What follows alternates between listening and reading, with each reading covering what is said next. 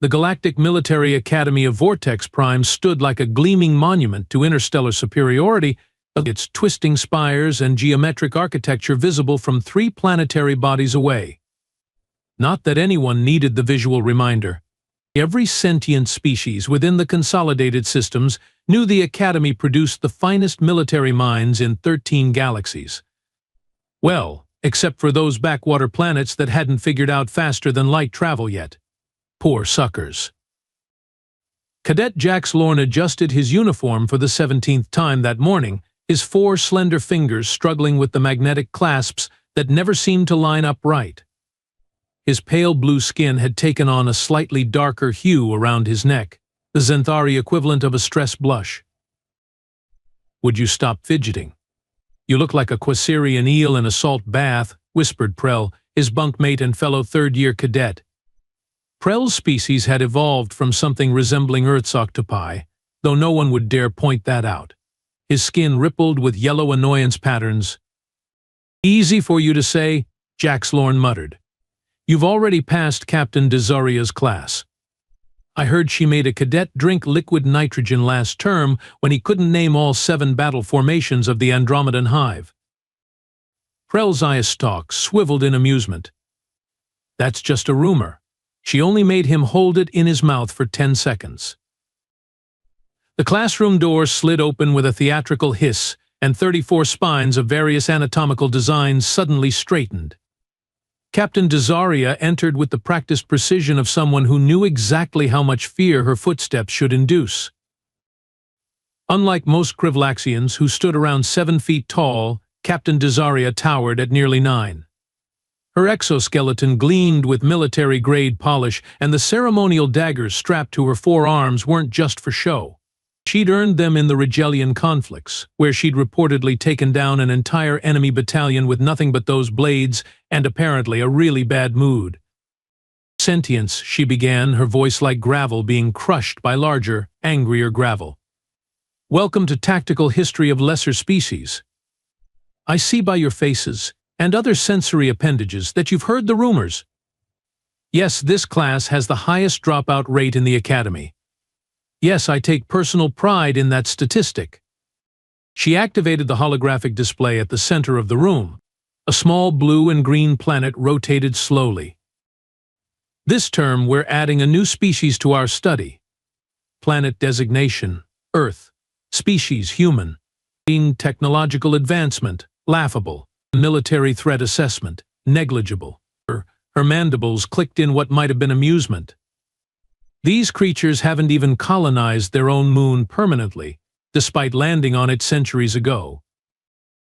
Jax Lorne raised a hesitant finger. Captain Desaria's compound eyes swiveled toward him with predatory focus. "Question, Cadet Lorne?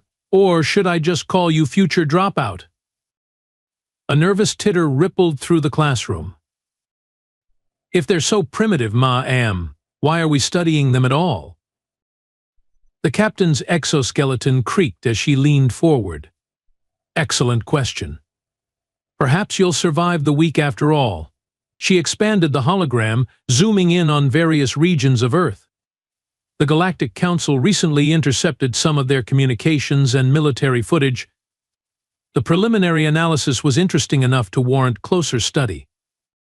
She straightened up, mandibles clicking thoughtfully. "Sometimes, Cadet Lorne, the most dangerous predators aren't the ones with the sharpest teeth or the most advanced technology. Sometimes they're the ones with nothing to lose and everything to prove. The Academy believes in being prepared for all possible threats, no matter how unlikely." The way she said unlikely made Jax Lorne's spine ridges quiver. This was supposed to be an easy credit, a joke class about primitive species that couldn't even achieve stable antimatter containment. So why did Captain Desaria sound almost respectful? "Now," she continued, her tone shifting to something approaching enthusiasm, which was somehow more terrifying, "let's begin with basic human physiology. Note the complete lack of natural armor, secondary limbs, or redundant organs. Pathetic, really." Jax Lorne settled into his seat, already dreading whatever homework would come from this class. If Captain Desaria found these humans interesting, they couldn't be as harmless as they appeared.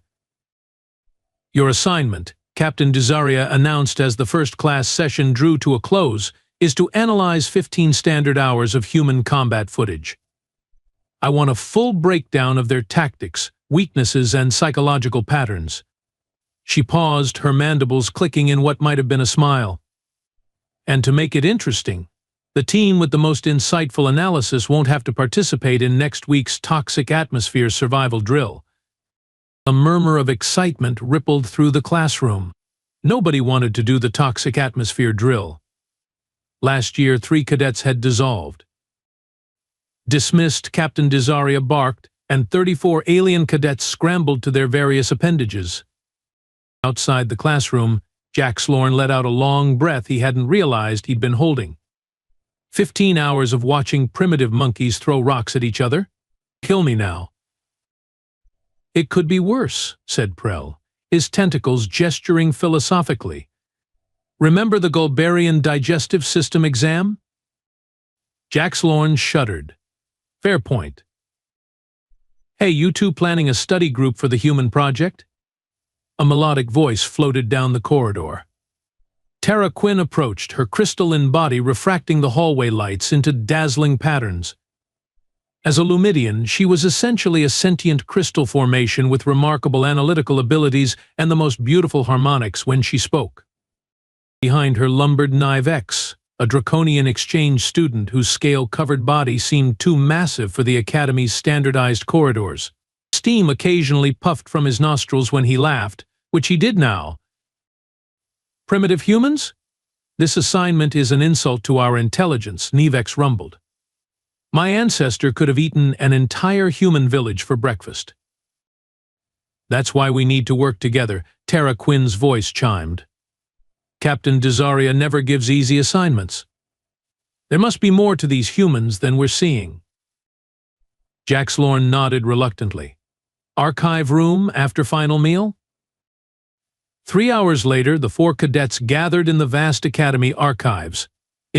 The room hummed with quantum servers storing the collective military knowledge of thousands of civilizations.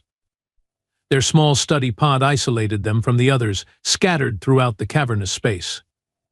Access, Earth, military history, visual records, Jack Slorn commanded. The holographic display flickered to life, showing a categorized timeline of human conflicts. By the 7 moons, breathed Nivex. They've had hundreds of wars? On one planet? Must be a cataloging error, Prell suggested, his tentacles dancing across the interface. Let me cross-reference. No, that's accurate. These creatures have been killing each other since they figured out how to sharpen sticks. Tara Quinn's crystalline form dimmed slightly. That's concerning. Or pathetic, Jack Slorn countered. Look at this one labeled World War I. They're fighting in dirt trenches, actual dirt, with chemical propellant weapons that aren't even laser-guided. The display showed grainy black and white footage of human soldiers huddled in muddy trenches, occasionally climbing over the top to charge across open ground.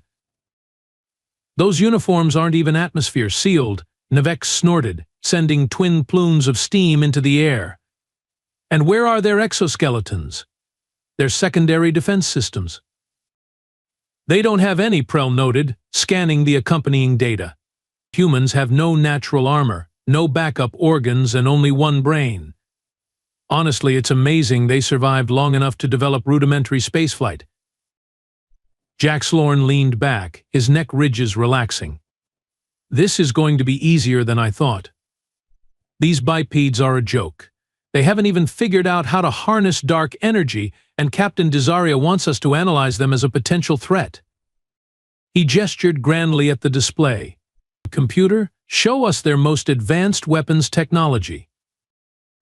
The hologram shifted to display what the Academy's database labeled as thermonuclear weapons. Fusion bombs. Nivex laughed so hard that the study pod's temperature regulation system activated. They're still using controlled atomic reactions? My species outgrew that technology before we'd even achieved unified planetary government. Let's just get through these 15 hours quickly, Jax Lorne said, settling in. I'll create a standard threat assessment template. Prel, you document their weapons. Nivex, focus on their physical capabilities. Tara Quinn, you're best at psychological analysis. This will be the easiest assignment of the term, Nivex declared. Watch some primitive bipeds fumble around with outdated technology, write a report saying they're harmless, and skip the toxic atmosphere drill. Tara Quinn's crystalline body pulsed with uncertain light. I don't know, something about this doesn't feel right. Captain Desaria isn't known for easy assignments. You worry too much, Jax Lorne said, starting the first video file. What could possibly be threatening about hairless primates who still use fossil fuels? The screen filled with footage labeled Battle of Stalingrad, 1942 to 1943, and the four cadets settled in for what they assumed would be 15 hours of academic boredom.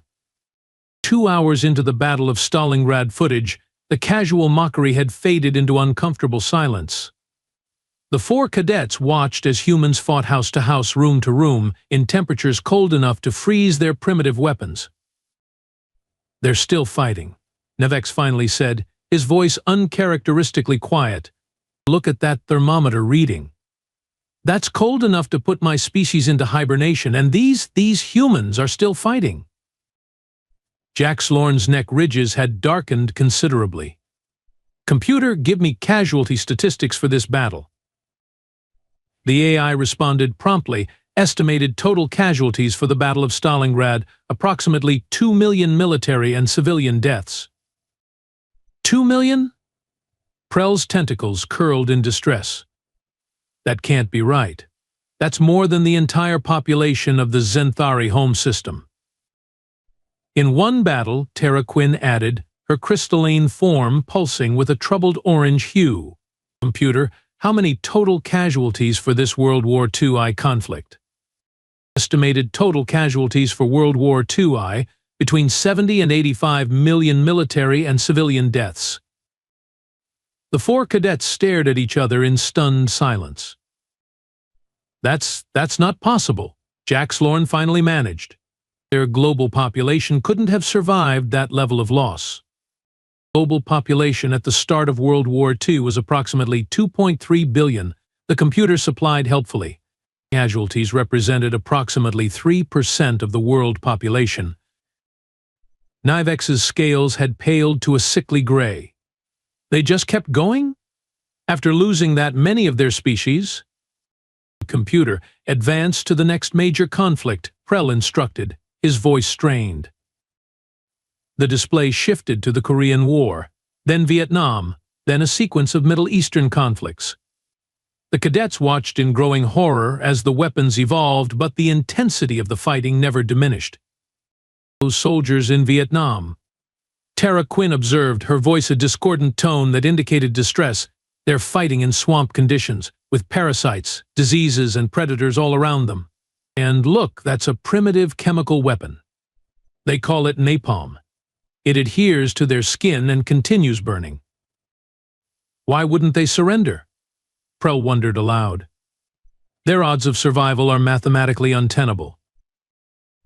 They watched footage of a human soldier, badly wounded, continuing to fire his weapon while dragging an injured comrade to safety.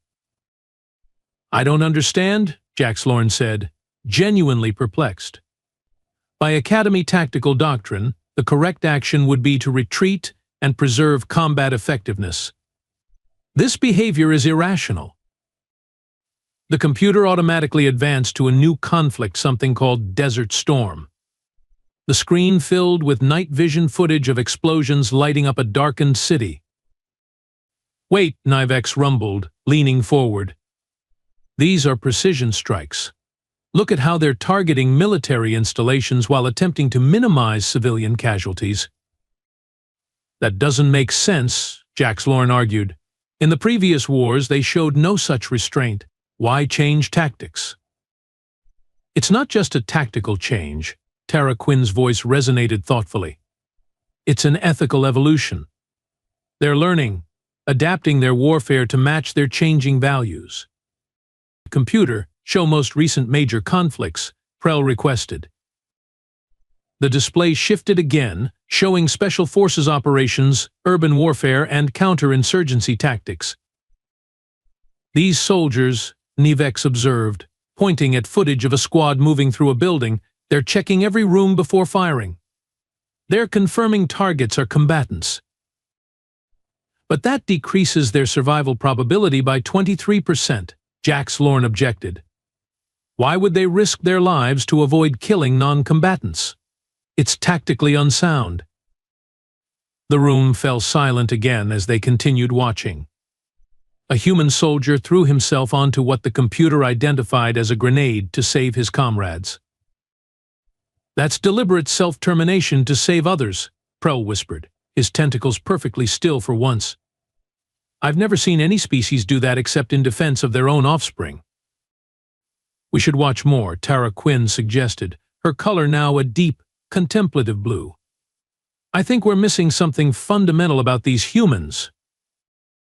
Jax Lorne nodded slowly, a creeping unease settling in his gut.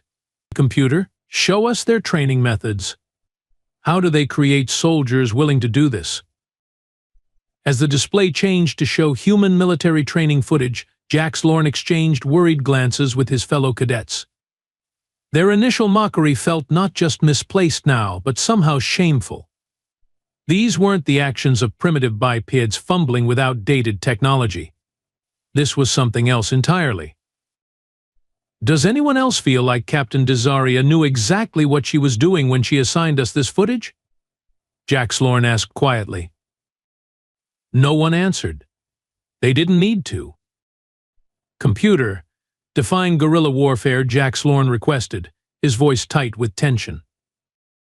Guerrilla warfare, a form of irregular warfare in which small groups of combatants, such as paramilitary personnel, armed civilians, or irregulars, use military tactics including ambushes, sabotage, raids, petty warfare, hit-and-run tactics, and mobility to fight a larger and less mobile traditional military. Prell's tentacles writhed in agitation. So they deliberately engage superior forces? That's suicide by any rational military doctrine. And yet, Nivex rumbled, gesturing at the display showing Vietnamese fighters emerging from underground tunnels to attack much better-equipped American soldiers, and it appears to be effective. The footage shifted to what the database identified as the Afghan Mujahideen fighting against Soviet forces. Look at their weapons, Tara Quinn noted, her crystalline form pulsing with rapid flashes of concern. They're using significantly inferior technology against a superpower, and they're winning? This violates every tactical principle we've studied, Jax Lorne said, his neck ridges now almost black with stress. Inferior forces are supposed to surrender when outmatched. It conserves resources and population. That's just logical. Computer, show more examples of human guerrilla warfare throughout history, Nivex commanded. For the next hour, the cadets watched in growing horror as humans repeatedly demonstrated their willingness to fight against overwhelming odds. American revolutionaries against the British Empire, Spanish resistance against Napoleon, Filipino insurgents against Japanese occupation, French resistance against Nazi Germany. They never stop, Prell whispered. Even when defeated, when their cities are leveled, when victory is mathematically impossible, they just keep fighting. Computer, show footage of the Battle of Thermopylae, Tara Quinn requested, reading from the historical index. The display changed to a documentary recreation of ancient Greek soldiers in a narrow mountain pass. 300 warriors, Jax Lorne read from the data screen, deliberately stayed behind to fight against an army of over 100,000, knowing they would die. But why?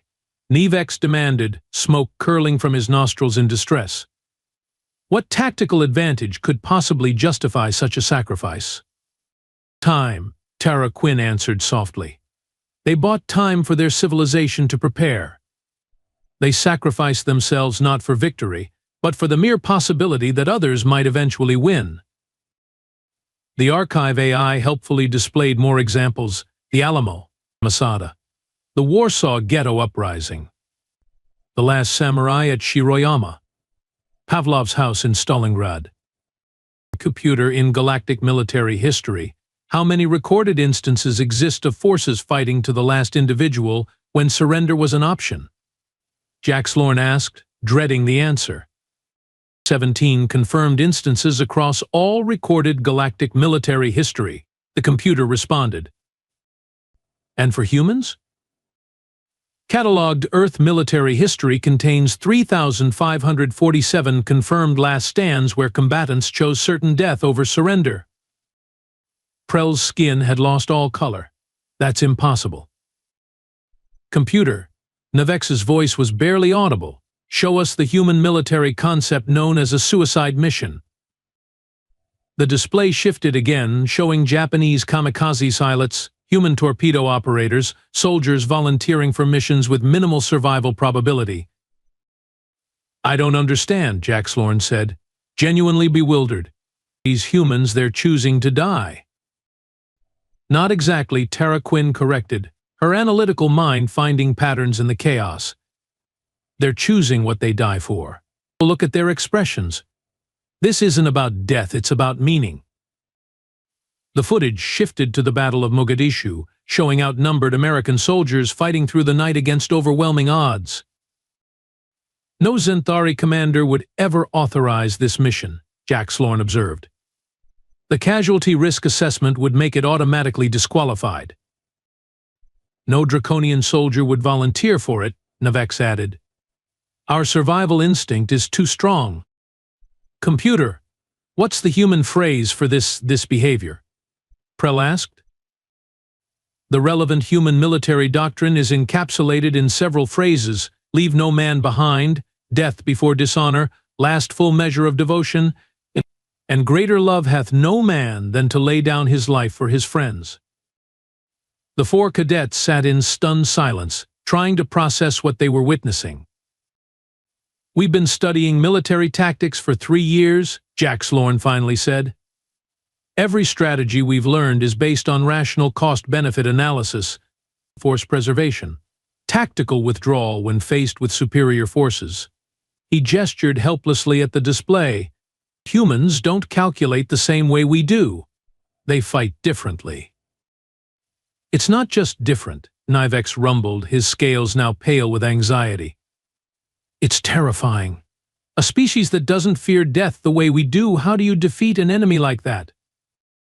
Computer, one more query, Tara Quinn chimed, her voice resonating with dread. During the Battle of Stalingrad we watched earlier, what percentage of human soldiers had formal military training before the conflict? Approximately 35% of Soviet forces at Stalingrad had received formal military training exceeding 3 months. The remainder were hastily trained civilians, many with less than 4 weeks of preparation.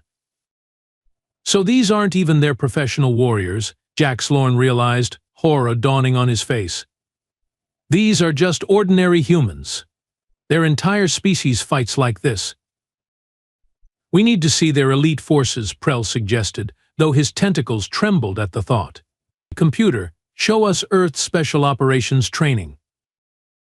As the display shifted to show human special forces selection courses, the room temperature seemed to drop several degrees. What they saw next would change everything. The holographic display flickered to life with footage labeled U.S. Navy SEAL Bud S training, Hell Week. The 4 cadets leaned forward, their exhaustion forgotten as they watched humans voluntarily subject themselves to what could only be described as methodical torture. What are we seeing here? Jax Lorne asked, his voice barely above a whisper. According to the database. Prell responded, tentacles dancing nervously across the interface. This is the selection process for one of Earth's elite military units. They call it Basic Underwater Demolition SEAL Training. This particular phase is designed to eliminate candidates who lack mental fortitude. On screen, mud-covered humans carried heavy logs while instructors screamed in their faces. Sleep-deprived candidates shivered uncontrollably in freezing surf. Men who could barely stand continued to perform physical tasks well beyond reasonable endurance limits. Computer, What's the ambient temperature in that training environment? Nivex asked. Approximately 5.5 degrees Celsius in air, water temperature approximately 15 degrees Celsius. And how long do these humans go without sleep during this phase? Candidates are permitted approximately 4 hours of sleep total during a 5-day continuous training evolution. Nivex's scales rippled with disbelief. That's not possible. No sentient being can function under those conditions. Look at their faces, Tara Quinn observed, her crystalline form dimming with distress. They're suffering, but they're choosing to continue. No one is forcing them to stay. The footage shifted to show candidates ringing a brass bell. The database explained this was the signal to quit the program. The camera lingered on the faces of those who remained, their eyes hollow with exhaustion but burning with something the aliens couldn't quite identify. Computer, Jax Lorne requested, his voice strained. What percentage of candidates complete this training? Historical completion rate for BUD-S training ranges from 15 to 30%. So 70 to 85% of their strongest warriors fail this test? Prell's tentacles coiled tightly against his body. And this is voluntary? Affirmative.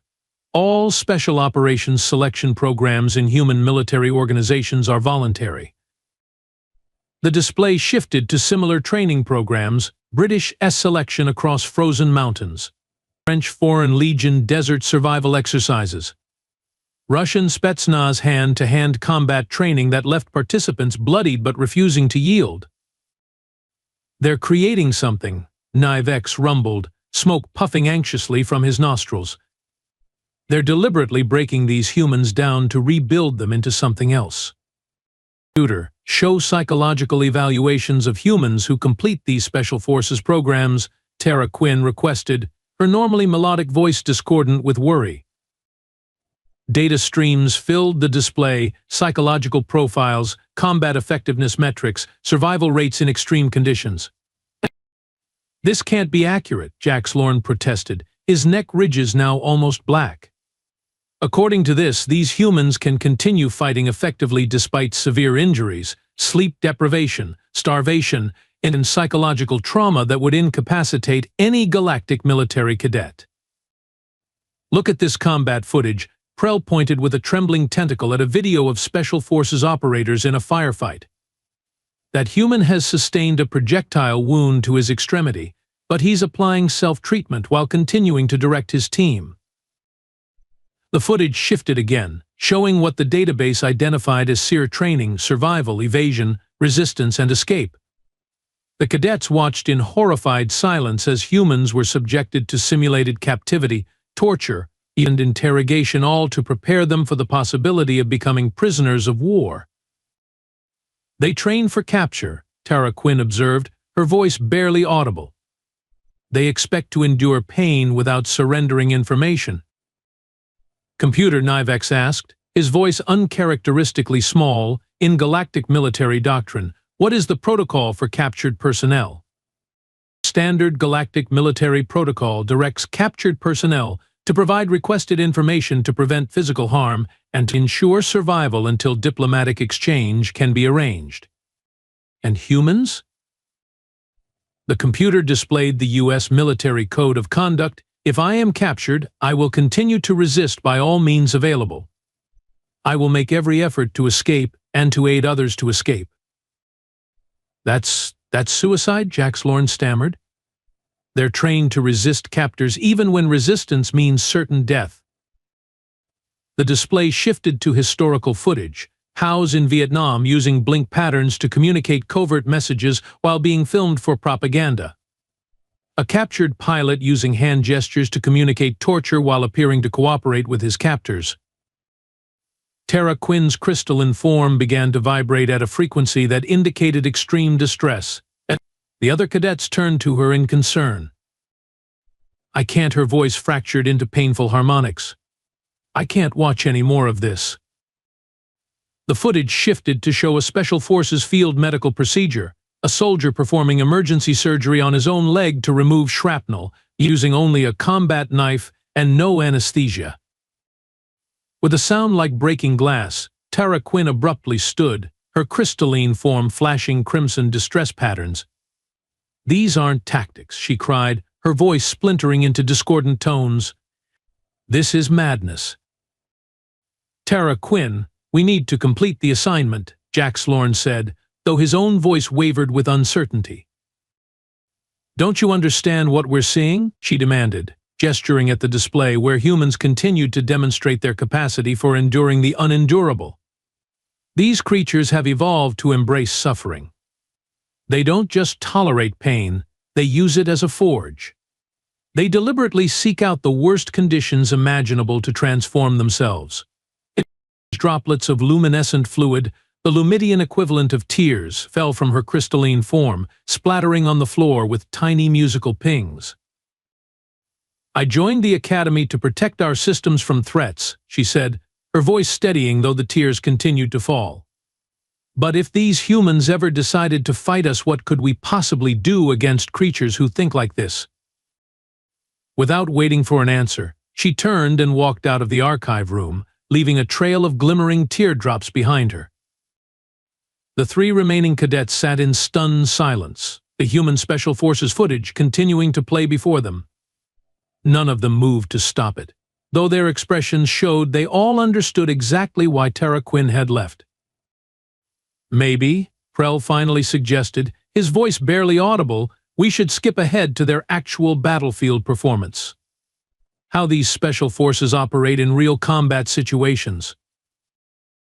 Jax Lorne nodded numbly, but as the computer began to display the requested footage, he couldn't shake the feeling that they were about to discover something even more disturbing about humanity's capacity for warfare. Dawn was breaking over the Academy's eastern spires by the time the three remaining cadets emerged from the archives. Their eyes were bloodshot, or in Nivex's case, an alarming shade of orange, and they moved with the sluggish coordination of beings who had witnessed something fundamentally disturbing. "We should get some rest before compiling the report," Prell suggested, his usually animated tentacles hanging limply. "I don't think I can sleep," Jax Lorne admitted. "Not after what we've seen." "Nor I," rumbled Nivex. "Let's just finish this." They made their way to an empty study pod in the Academy's main hall. The morning light filtered through the crystal dome above, casting rainbow patterns that seemed inappropriately cheerful. Jax Lorne pulled up a blank report template on the holographic display. "So what exactly do we tell Captain Desaria?" Prell extended a tentacle toward the interface, then hesitated. "I'm not sure we should include everything we saw." "What do you mean?" Nivex asked. "Think about it." Prell's voice dropped to a whisper, though no other cadets were nearby. "If we report that humans are potentially the most psychologically resilient warriors in the known galaxy, what happens next? The Academy would want to study them more closely, maybe even make contact." "You think we should lie?" Jax Lorne's neck ridges darkened with concern. "Not lie," Prell clarified. "Just emphasize their technological limitations. Downplay the psychological factors. Convince the Academy that humans aren't worth further attention." Nivex exhaled a small plume of smoke. "You're suggesting we protect them, and from us." "Or you us from them," Prell countered. "I've never seen anything like what we watched last night. Those weren't just soldiers, they were something else entirely." Jax Lorne stared at the blank report template, conflicted. Captain Desaria assigned this project for a reason. She must already know about humans. If we submit an incomplete analysis, she'll fail us, Nivex finished the thought, possibly expel us from the Academy. A heavy silence fell over the study pod. "We tell the truth," Jax Lorne finally decided. "All of it. Whatever happens next isn't our responsibility." "Agreed," Nivex rumbled. "I won't compromise my honor, even if what we've discovered is unsettling." Prell's skin rippled with reluctant acceptance. "The others will think we're exaggerating. Or worse, that we've gone space mad." "Then let them laugh," Jax Lorne said, beginning to type. We know what we saw. For the next 3 hours, they compiled their findings into the most disturbing military analysis any of them had ever created. They included everything: the scale of human conflicts, their psychological resilience, their capacity for self-sacrifice, and most alarmingly, their ability to adapt their tactics with terrifying speed. Should we include a threat assessment? Nivex asked as they neared completion. Jax Lorne hesitated. Standard protocol would require it. There's nothing standard about what we've seen, Prell argued. How do you quantify the threat level of a species that views death in combat as potentially preferable to surrender? We have to try, Jax Lorne insisted, adding a new section to the report. Under potential threat level? He wrote, technological limitation is the only factor preventing humans from presenting an immediate danger to galactic stability. Their psychological warfare capacity exceeds all known species. No one's going to believe this, Prell said, reading over the final document. They'll think we're trying to get attention, or that we misinterpreted the footage. I know, Jax Lorne agreed, finalizing the report with his authentication code. But we have the video evidence to support every claim. The class presentation is in 3 hours, Nivex noted. We should prepare for significant skepticism. Jax Lorne nodded grimly. Let them laugh. Someone needs to take these humans seriously. His gaze drifted to the window, where the blue-green marble of the training planet hung in the sky, so similar to the images of Earth they'd spent the night studying. For the first time in his academic career, he found himself hoping that an assignment would be dismissed as exaggeration. Because if Captain Desaria and the Academy took their report seriously, the implications were too disturbing to contemplate. The lecture hall buzzed with the usual pre-class chatter as cadets from a dozen different species compared notes and traded Academy gossip. Jax Lorne, Prell, and Nivex huddled near the presentation platform, looking more like prisoners awaiting sentencing than students about to give an academic report. "Where's Tara Quinn?" asked Bellari, a feline Arcturian whose whiskers twitched with curiosity. "Isn't she part of your group?" "She's not feeling well," Jax Lorne replied, exchanging glances with his teammates. The door slid open with its characteristic hiss, and Captain Desaria entered. The room immediately fell silent. "Today we begin presentations on the lesser species tactical analyses," she announced without preamble. "First group, Cadets Lorne, Prell, and Nivex. Your subject, humans." As they made their way to the platform, Jax Lorne could hear the murmured jokes behind them. Primitive monkeys with projectile weapons. This should be hilarious. 10 credits says they spend the whole time talking about human waste elimination practices. I heard these humans still use combustion engines. Combustion. Jax Lorne took a deep breath as he faced the class. His neck ridges were so dark with anxiety they were practically black. "Our tactical analysis of human warfare," he began, his voice steadier than he felt, "has led us to a disturbing conclusion. If humans ever develop interstellar travel, they would represent the single greatest military threat the Galactic Alliance has ever encountered." A wave of laughter rippled through the lecture hall. Even Captain Desaria's mandibles clicked in what might have been amusement. "Bold opening statement, Cadet Lorne," she commented. "I assume you have evidence to support this dramatic claim?" "We do, Captain," Nivex rumbled, stepping forward to activate the holographic display. "But we must warn you, what you're about to see disturbed us deeply." The laughter grew louder. Someone in the back made a mocking sound like a terrified child. "Computer," Prell instructed, ignoring the ridicule, "play compilation Alpha 1. The display flickered to life, showing the most disturbing footage they had discovered: the Normandy landing at Omaha Beach, soldiers running directly into machine gun fire, Marines at Fallujah clearing houses room by room despite knowing explosives waited inside, Special Forces operators continuing missions despite critical injuries." The laughter died within seconds, replaced by stunned silence. These humans, Jax Lorne explained, his voice tight with remembered horror, display a psychological resilience to combat conditions that defies rational explanation. They continue fighting in circumstances where any reasonable tactical assessment would call for retreat or surrender. Nivex advanced the footage to show Navy SEAL training. Their elite warriors voluntarily subject themselves to conditions that would qualify as torture under galactic law. They deliberately push beyond normal biological limits to forge themselves into more effective killing machines. But this can't be real, called out a Vesperian cadet, her wing cases buzzing with agitation. You've manipulated this footage. I assure you, it's authentic, Prell responded, his tentacles gesturing precisely. The computer displays source verification. The AI confirmed the authenticity of all footage, silencing the objection. Jax Lorne continued, growing more confident as he saw the impact their presentation was having. In our analysis, we identified 7 unique psychological characteristics that make humans exceptional warriors. The display shifted to their findings. 1. Pain tolerance. Humans can continue functioning despite injuries that would incapacitate most species.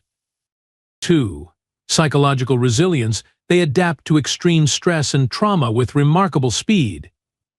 3. Sacrifice mentality. They routinely risk or surrender their lives for abstract concepts like freedom or country. 4. Vengeful persistence. When attacked, they respond with disproportionate force and determination. 5. Pack bonding. They form unusually strong attachments to their combat units, fighting harder to protect comrades than to preserve themselves. 6. Adaptability. They modify tactics and technology with exceptional creativity. 7.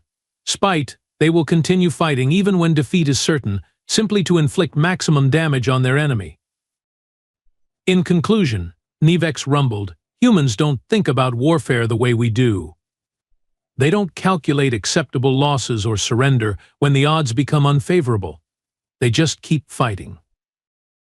The lecture hall had grown so quiet that the ventilation system seemed deafening by comparison.